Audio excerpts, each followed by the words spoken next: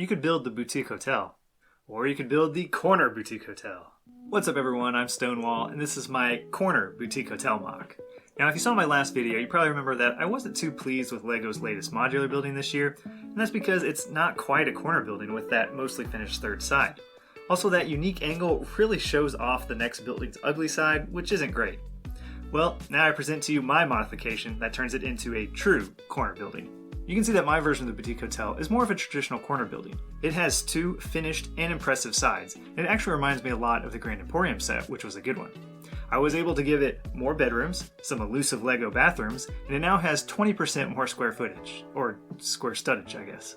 Before we get into the details, I just want to say that I did make instructions for this MOC, which can be found on Rebrickable.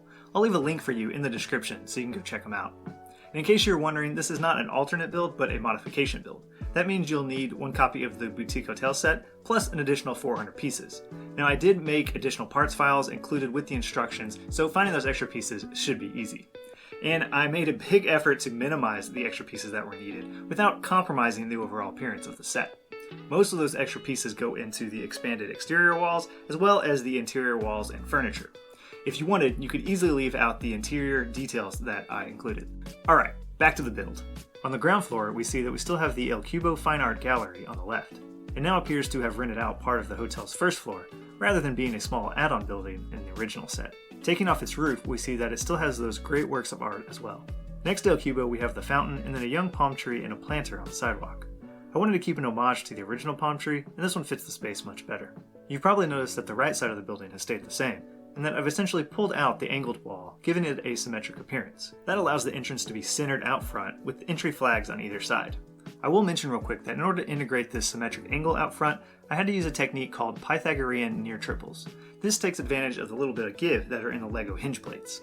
Thus, a few of the connections are a little more snug than you might find in Lego sets, however, they are easily implemented and have no problem staying together. Inside, we have a familiar lobby with the check-in desk on the left, along with a grand staircase and the couch by the windows. However, I decided to utilize that wasted space under the stairs, and I turned it into a bathroom. One problem with the original set was that only the penthouse suite had a bathroom, which most likely made those middle floor units hard to rent out. Well, now your economy guests have a place to clean up too. The bathroom has a sink, toilet, and a shower head up top. There's even still space for the luggage rack just outside. If we head up the stairs to the second floor, we can see that there are now 3 units here. Increasing the angle of the hotel gave us a lot more floor space, which was perfect for another bedroom. You can see that this unit has a similar bed, as well as the armoire.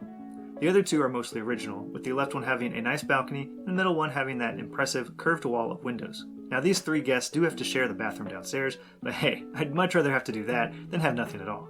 I also made sure that each unit had at least 2 windows to look out. Going up to the 3rd floor, you can see that there are now 2 luxury suites here. Now this is where the high rollers stay. I mean, they each have their own bathroom. Can you say fancy?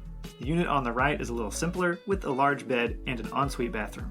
The unit on the left is a little bigger, and comes with a television and a great balcony overlooking the city.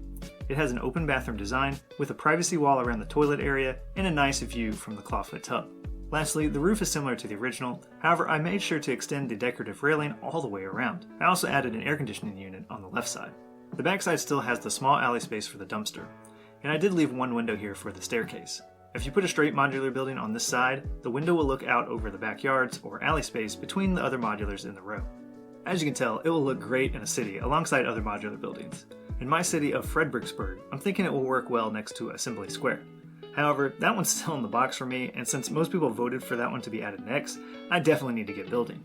So please let me know what you think of my creation in the comments. I'm really curious to see if there's anyone else out there like me who is just looking for something a little more from the boutique hotel set. Well, I can tell you that this MOC of mine has satisfied that desire for me, and I hope it will for you too. If you did like my design, I'd really appreciate it if you click that like button, and if you want to see some more of my other MOCs, you should check out this playlist right here. Alright, that's all I have for you. Hope you all have a great day, and I'll see you next time.